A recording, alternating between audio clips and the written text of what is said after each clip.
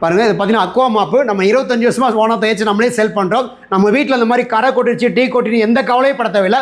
இந்த மாப்பு இருந்தாலே போதும். பாருங்கள் ஒரே ஒரு ஸ்பிங்கல் அப்படி வைக்கிறேன். இந்த மாதிரி என்ன கரை இருந்தாலும் எண்ணெய் கரை ஆயில் கரை பிஸ்தம் எல்லா கரையும் அப்படி டோட்டலாக அப்படி வச்சாலே உறிஞ்சிக்கிறோம். எந்த ஒரு கரை இருந்தால் அந்த கரையை அப்படியே ஃபுல்லாகவே எடுத்துரும். எந்த ஒரு கரை இருக்காது பிஸ்தம் இருக்குது அப்படியே ஃபுல்லாகவே எடுத்துரும். இதே சாதாரண மாப்பிளா எடுத்திங்கன்னா அந்த கரை கீழே கொட்டும். இந்த எண்ணெய் செக்பாங்க கீழே கொட்டாது.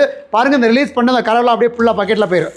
அதே போல் நம்ம வீடை பெருக்கணும் அவசியம் இல்லை. வீடை பெருக்கலாம் அந்த மாதிரி கண்ணுக்கு தெரியாது தூசி மண்ணுனாலும் மாப்பு வச்சு தொடங்கும் போது பார்த்தீங்கன்னா கண்ணுக்கு தெரியாது தூசி மண் டஸ்ட்டு ஹேர் முடி எல்லாமே மாவு எல்லாமே அப்படியே எடுத்துட்டு பாருங்க. மண்ணு தனியாக மாவு தனியாக அப்படின்னு கீழே கொட்டவே கொட்டாது. எப்போ க்ளீன் பண்ணுறோமோ அப்போ தானே டெக் பண்ணி ரிவரை மேலே தூக்கணும் அதுவே புரிஞ்சிடும். ஒரு பாஞ்சோ லைஃப் வந்து 7 இயர்ஸ் வரும்.